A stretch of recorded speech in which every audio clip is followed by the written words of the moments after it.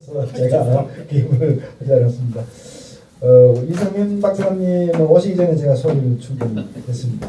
지금 카메라에는 소리 말씀 다 담겼습니다. 이제 우리 이준모 박사님 먼저 말씀하시고 우리 이제 이성민 박사님 말씀해 주시죠. 내가 먼저 드실게요. 예.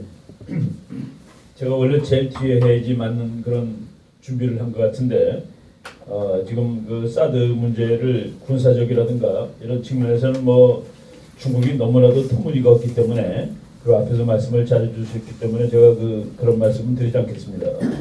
저는 그 사드가 이렇게 문제가 된 배경 중에 우리의 잘못은 없는가라는 측면을 한번 말씀을 드리도록 하겠습니다. 저는 우리 잘못이 너무나도 좀 많다는 생각이 드는데, 예, 그 사드를 지금 우리 국민들이 많은 사람들이 서울을 보호하는 게 아니라며 그러면서 놀랍니다. 서울을 보호하는 것도 아니라며 원천적으로 모르고 있는 것이죠. 사드가 무엇인지. 그리고 또 어떤 사람은 그 비싸다는데, 아니 미국이 지금 자기 거 자기 땅에 자기 거를 갖다 놓겠다는데 그걸 비싸다고 그러는 아주 고위급 정책가가 있습니다. 그 사람한테 그거 미국이 자기 거 갖다 놓는 거예요. 그러면은 나중에 결국은 사라고 그러지 않겠어요? 라고 또 얼버무리고 있습니다. 너무나도 모르고 있다는 그 얘기죠. 저는 지금 중국이 우리한테 우리가 그 아직까지 몇십 년 동안 해왔던 태도를 그냥 견제해 왔다면은 이번에 사드 갖다 놓는 거 갖고 중국이 저렇게 난리치지 않았을 것이라고 봅니다. 그동안 우리가 중국에 대해서 이제 잘 못한 거가 많은데 저는 그 부분에 대해서 조금 이제 말씀을 드리겠습니다. 지금 우리나라 사람들이 누가 친구고 누가 적인지에 대해서 모르고 있다는 그 얘기입니다. 중국이 친구고 중국이 전략적 협력 동반자라는 얘기가 나왔을 때 저는 정말 어이가 없다는 생각을 했습니다. 전략적 협력 동반자라 대한민국의 대전략을 지지하고 도와주는 나라가 전략적 협력 동반자가 될 수 있습니다. 대한민국의 대전략은 뭡니까? 통일하고 그래도 지금보다 더 큰 나라, 잘 사는 나라, 안전한 나라가 되는 것인데 그걸 가장 반대하는 나라가 중국인데 우리가 중국 보고 전략적 협력 통반자라는 이런 말이 안 되는 소리를 하고 있었다는 그런 얘기입니다. 중국은 6.25 때 이미 60년 전에 한국이 통일하는 것은 내가 볼 수 없다라고 해가지고 100만 대군을 보냈던 나라입니다. 100만 대군 중에서 20만 명 전사하고 40만 명 부상당했는데 지금 그 부상당한 사람들이 중국 관광 오면서 우리가 이렇게 지킨 나라라고 얘기를 한답니다. 그게 한국이 통일을 막은 것인데 그런 나라를 보고 전략적 협력 동반자라고 얘기를 했습니다. 이게 우리나라가 조금 반미 정권 그리고 중국에 대해서 우호적인 이념적으로 그런 정권이 있을 때는 뭐 그런가 보다 하는데 그렇지 않은 정권이 들어섰을 때 특히 박근혜 정권이 있을 때 어이가 없는 일들이 한두 개가 일어난 게 아닙니다. 박근혜 대통령이 당선된 다음에 처음에 그 특사를 보내는데 그 특사로 중국을 먼저 갔습니다. 미국을 먼저 가지 않고 중국을 먼저 갔는데 거기 그 지금 뭐 우리나라 여당 정치인 그 지금 뭐 갈라져서 나간 그 김무성 의원이 그 특사의 대표단으로 갔었습니다. 그날 어떤 교수가 얘기한 것이 맞는지 모르겠는데 동아일보에 뭐라고 나왔냐면은 박근혜식 미중 등거리 외교라고 나왔습니다. 그래서 이렇게 한석희 교수가 인터뷰를 한 모양인데 박근혜식 미중 등거리 외교. 그래서 그 개인적인 뭐 경험을 말씀드리자면 우리나라 그 원로 대사님이 정말 그 90 가까이 되시는 원로 대사님이 너무나도 분노하셔가지고 아니 한나는 동맹국이고 한나는 우리의 적국의 동맹국인데 그 두 나라가 어떻게 우리한테 등거리가 될 수 있다는 말인가. 그리고 그 얘기를 한 교수가 마침 제 후배라고 가서 야단 좀 치라고 교수님이 노 대사님이 흥분하는 것을 봤습니다. 네, 박근혜식 미중 등거리 외교. 그리고 박근혜 대통령이 정말 정말 가면 안 되는 데를 갔다 온 것이죠. 북경에 가가지고 천안문에 올라서 손을 흔들었습니다. 중국 군사력한테. 그때 우리나라 사람들 대부분이 가야 된다고 얘기하고 상당히 보수적인 그 언론인마저도 언론인에는 보수적인 TV에 자주 나와서 얘기하는 사람이 박근혜 대통령이 가서 중국군의 사회를 받는다는 게 얼마나 영광스러운 일이냐라고 얘기를 하는 사람도 있었습니다. 뭐 그 사람 이름 얘기하지 않겠습니다. 하도 좀 어이가 없어가지고, 예, 저는 그때 가면 안 된다고 그랬습니다. 왜? 가서 우리가 원하는 걸 얻지 못하기 때문에. 우리가 원하는 건 뭡니까? 북한 8km를 주세요. 그 우리가 통일하면은 중국한테 좋은 나라가 될 거예요. 이거는 국제정책적으로 개론책 1페이지만 본 사람도 말할 수 없는 터무니없는 엉망진창의 얘기를 우리가 지금 중국한테 한 겁니다. 통일되면은 중국한테 좋은 나라. 말이 안 되는 얘기죠. 요 며칠 전에 조선일보 노수련이 썼더라고요. 손우정 씨가 우리 대통령이 천안문에 막루에 올라가가지고 그 상황으로 우리나라 신문에 뭐라고 나온 줄 아십니까? 통일을 위해서 막루에 섰다. 그 말을 중국 사람들이 어떻게 생각했을까를 생각하니까 얼굴이 확확 뜨거워진다라고 이런 참 기가 막힌 이런 일이 있습니다. 천영우 수석이 동아일보 얼마 전에 썼더라고요. 중국은 원래 그런 나라였다. 원래 그런 나라였다. 원래 그런 건 지금 알았습니까? 뭘 새로 한 것처럼 이렇게 난리를 치는데 참 이거가 너무나도 답답하고 그런데 우리나라 사람들은 왜 이렇게 감정이 많아서 그런지 국제정치를 몰라서 그런지 친중이 지금 더 많지 않습니까? 미국보다 친미보다 친중이 더 많은 것 같아요. 그리고 우리나라 지구에서 G2라는 말을 쓰는 나라는 한국밖에 없습니다. G2라는 단어는 다른 나라는 쓰지 않아요. 그러니까 우리나라만 중국을 G2라고 말함으로써 미국과 맞먹는 나라로 이렇게 올려놓고 생각을 하고 있습니다. 그리고 우리나라 사람들만 중국이 내일 모레 미국을 앞서는 걸로 착각하고 있다는 그런 얘기입니다. 왜 이런 것을 우리 국민들이 모를까? 제가 한 5, 6년 전에 어느 그 모임에서 그 지식인들 모임에서 중국이 미국을 앞설 가능성은 0이다라고 얘기했더니만 그 듣고 있던 분들이 당신 얘기는 도무지 받아들일 수가 없는데 다만 논리적으로 반박은 못하겠구만 이렇게 얘기를 하더라고요. 어떤 그 잡지사에서 제가 그 제목으로 글을 써달라고 그래가지고 쓸게요. 언제까지 몇 페이지 쓰면 돼요? 그랬더니만은 글을 부탁한 사람이 화를 내더라고요. 그렇게 쉽냐고 그게. 그렇게 쉬운 주제냐고. 미국하고 중국하고 누가 이기냐 물어보는데 그렇게 쉽게 써주겠다고. 그래서 제가 얘기했습니다. 자네가 지금 모르는 게 하나 있어. 미국이라는 나라는 말이지 전쟁에 지지 않는 한 2등이 될 수 없는 나라야. 그럼 국제정책 기본 상식이죠. 이 세상에 어떤 패권국도 평화적으로 자기의 자리를 2등한테 도전자한테 양보한 적이 없습니다. 하물며 약할 때도 전쟁을 택한 미국은 뭐 영국하고 싸워서 독립한 나라 아닙니까? 약할 때도 전쟁이라는 수단을 택한 미국이 평화적으로 중국한테 자리를 뺏긴다. 아마 지구에서 그렇게 생각하는 사람이 대한민국밖에 없는 것 같아요. 이제 중국은 경제 성장률이 7%, 8%고 미국은 3%니까 이것도 또 중국은 60년 동안 8%라고 우리나라 사람들은 가정하죠. 그래서 언제 되면은 미국이 밀리고 그러니까 이제 우리는 중국한테 줄 서야 된다는 이런 얘기를 하고 앉아 있다는 그런 얘기입니다. 우리 정부가 박근혜 정부에 들어와서 우리나라가 지난 60년, 70년 동안 써오던 이디옴을 하나 바꿨습니다. 우리나라는 옆에 있는 네 나라를 얘기할 때 미일중러라고 씁니다. 미일중러.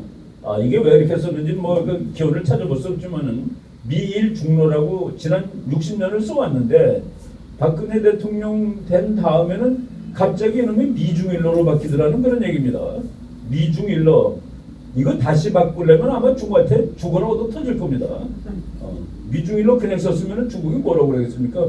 70년 동안 이렇게 썼는데 이거를 가서 바꾸고 아양을 떨고 마치 우리가 중국 편인지 미국 편인지 모르게 하고 제가 지난 11월 달에 한 석 달 정도 되었는데 미국의 그 뭐 다른 일로 세미나 하러 갔다가 미국의 이 아주 노 외교관이더라고요. 뭐 북한 문제, 한국 문제 정통하고 무지하게 비밀 얘기도 많이 하는 사람이 자기네들은 박근혜 대통령이 천안문에 올라가서 손을 때 정말로 분노했었다. 리얼리를 2번 얘기하더라고요. 리얼리. 무지무지하게 화가 났었다라는 얘기를 하고 있고, 그리고 우리 그 밥 먹고 그럴 때 우리 뭐 김태우 박사님하고 우리 미국 한번 출장 갔다가 미국 사람들이 한미동맹 끝나가지고 관에 들어가 있는데 관 뚜껑 닫으면 이제 문만 막으면 끊는다 그래서 우리 김 박사가 그냥 막 들이 아니라고 싸우고 그런 적이 있었습니다. 그분이 너네들이 우리 편 맞냐라고 물어보더라고요. 너네들이 우리 편 맞냐? 그래놓고서 또 우리 지금 뭐라고 그러고 있으니까 미국이 틸러슨이 미국 일본은 아주 가장 중요한 동맹국이라고 그러고 우리는 가장 중요한 파트너라고 그랬다고 또 그거 가지고 또 뭐 참 그 본문은 안 읽는 사람들이에요. 본문에는 우리나라를 린치핀이라고 써줬고 그리고 아이언클레드 엘라이라고 써줬습니다. 지나가다 하는 말 가지고 시비 걸지 말고 본문을 봐야 되죠. 발표문을 봐야 되는데 이런 거 안 하고 아직까지 이렇게 왔다는 얘기입니다. 예. 그리고 우리가 중국하고 경제 가지고 싸우면 한국이 이기죠. 왜 그러냐 하면은 우리 국제정치학에서 이코노믹 생션이야말로 가장 못 쓰는 도구로 치고 있습니다.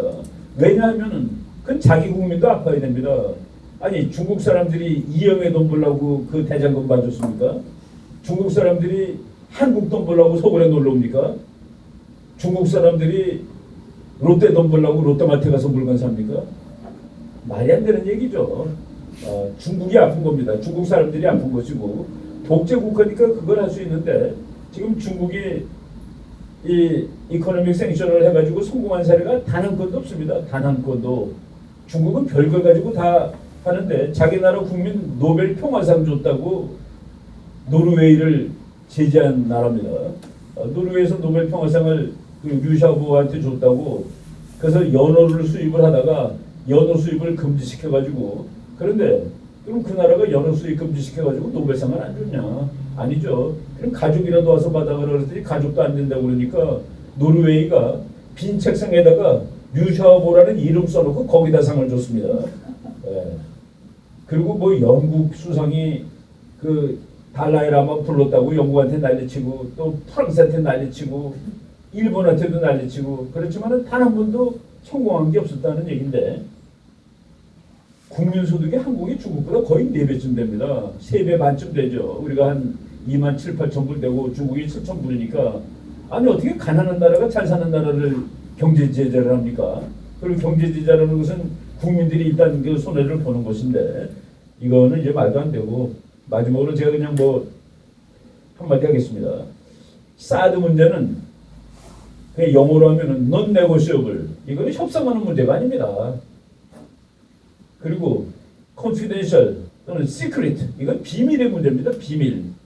그리고 military 이슈입니다. 사드 문제의 본질이 타협할 수 없는 왜 우리가 살고 죽느냐에 관한 문제인데 그걸 누구랑 타협합니까? 그리고 그거는 비밀로 해야 되는 것이죠. 비밀. 그런 좋은 무기, 전략 무기를 갖다 놓는데 어디다 갖다 놓는 거냐고 온 국민 5천만이 바글바글 그렇게 논쟁을 벌이고 있는 나라가 세상에 어디 있습니까? 그리고 이게 밀리터리 이슈입니다. 군사예요. 이거를 왜 외교 이슈로 만들어 놓고 정치 이슈로 만들어 놨습니까? 정치가들이 그 정도밖에 안 되나요? 이런 문제를 아니 우리가 20살 됐을 때 그 아들을 군대로 데리고 오기 위해서 어머니랑 협상합니까? 정부가? 아들 보내야 될까라고 협상합니까? 데리고 가는 거지. 바로 우리가 이게 뭘 해야 되는지 문제도 모르고서 지금 난리를 친다는 그런 얘기입니다. 제가 어제 그래도 국회의원 한 분이 바로 이 성주 자기 지역구래요. 그 땅이 가서 그랬답니다. 그 지역구 사람들한테 미국하고 중국하고 지금 이 다투는 과정에서 일어난 문제인데 우리가 중국비를 안 맞추면 그냥 팔 한쪽이 아픈데 미국지를 안 맞추면 목이 잘릴지도 모른다.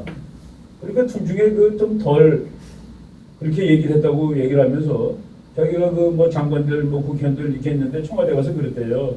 아 이거 왜 이렇게 시끄럽게 떠드냐고 어느 날 몰래 갖다 놓으면 되는 거지. 그런 거 아닙니까? 그게 맞는 거 아니겠어요?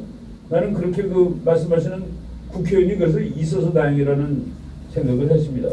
이거를 우리가 완전히 non-negotiable 얘기하면 안 되고 타협하면 안 되고 그리고 시크릿이고 그리고 밀리터리 이슈인데 이거를 폴리티컬 이슈, 디플로매틱 이슈로 만들고 네고시에이션하는 이슈로 만들고 오픈 이슈로 만들어 놔가지고 이 생난리를 치는데 앞으로는 이런 일들이 저는 없어져야 된다고 생각을 합니다. 그리고 차제 중국은 우리가 국제정책에서 그렇죠. 지구상에 일어난 전쟁을 다 분석해 보니까 90%가 땅에 붙어 있는 나라가 하더라. 이거는 뭐 이게 망고불변의 진리죠. 우리나라가 앞으로 우리나라가 평화국가니까 앞으로 500년 동안 전쟁을 만약 한 번 할 것이다라고 그러면은 중국하고 전쟁할 확률이 90% 이상 되는 거 아니겠습니까? 그리고 역사를 거꾸로 봐도 우리나라의 전쟁은 99%가 중국하고 한 거죠. 일본하고 한 번 한 거고 우리가 필리핀하고 전쟁할 일이 있습니까? 우리가 저 칠레하고 전쟁할 일이 있습니까? 근데 중국하고 전쟁해야 되는데 이건 아니다라고 그러고 우리나라 사람들 중국이 친해진 다음에 우리는 형제 국가야 그랬을 때 저는 그때 그 물어봤습니다. 누가 형인데? 누가 형인데라고 저는 글을 썼습니다. 그러면 뭐 깽판 넣는 사람으로 인식이 되고 그러는 것이죠. 국제정치 어디 형이 있고 동생이 있습니까? 다 같은 것이지. 아까 우리 김 목사님 말한 웨스트파리아 체제 이후에 그리고 우리가 중국으로부터 100년, 120년을 독립국으로 살았는데 다시 들어가는 말이에요? 다시 들어오는 말입니까? 저는 그 미국의 그 유명한 이 브레진스키 교수가 이제 만약 미국의 해구산이 한국에서 없어질 경우에 한국이 아니라 미국의 해구산이 줄어들 경우에 제일 힘든 나라 중에 하나가 한국일 거다. 그래놓고 한국한테 세 가지 옵션이 있다. 1. 중국 밑에 들어가는 거. 전 그렇게 썼더라고요. 인플루언스, 차이니스 인플루언스에 들어가는 거. 2. 일본하고 힘을 합치는 거. 그게 국제정치의 정석이죠. 3. 너네는 참 일본하고 힘을 못 합치는 나라니까 핵이라도 만들어서 버텨봐라. 그 세 가지를 옵션으로 내놨는데, 저는 우리 김 박사님하고 견해가 좀 다르지만은 저는 항상 우리가 핵무장을 해야 된다라고 얘기를 했는데 제 마음속 한 구석에는 북한 핵에 대해서가 아니라 영원히 우리가 자강하고 독립하기 위해서 중국으로부터 또는 일본으로부터 그리고 심지어는 미국으로부터도 그래서 우리가 그런 걸 만들 필요가 있는 거 아닌가 하는 그런 생각을 해봤습니다. 여기까지 하겠습니다. 너무나 참 주옥 같은 말씀입니다. 아까 그 국회의원이 이철호 의원이시죠? 네. 아니 여기 오신 분들 한두 저도 홍보를 좀 드리고 싶습니다. 이철호 의원께서 이 사드 부지가 김천에 가까운 쪽으로 이제 옮겨지면서 김천 시민들이 들썩들썩했을 때 저하고 좀 대화가 있었습니다. 이제 어찌하면 좋냐고 본인이 고민을 좀 하셨어요. 그럼 저희가 당연히 애국하는 기회가 생겼습니다라고 이제 생각을 말씀드렸고 이철호 의원도 당연히 그렇게 생각하고 이제 확인차 저한테 대화를 이제 구했던 것이고요. 그래서 결국 나중에 어떤 일까지 있었느냐면 사드에 반대하기 위한 집회에 가서 국가적으로 사드가 필요하다고 얘기를 해서 물병 세례를 받고 고난을 당해서 그 현장을 김천에 살고 있는 제 여동생 가족들이 그 자리에 있어서 보고 와서 저한테 얘기를 했어요. 참 그래도 저런 분들이 계시는구나 해서 조그마한 상이지만 우리 바른사회 시민회의에서 뭔가 하나 상을 드리자 해서 상을 드렸는데 또 와서 또 받아가셨어요. 그러니까 저는 정치인들 중에 많은 분들이 세비만 축낸다고 생각하지만 그러지 않은 분들도 꽤 있다 이런 생각해봤습니다. 이상임 박사님. 좀 평일이라서 길이 안 막힐 줄 알았더니 예상보다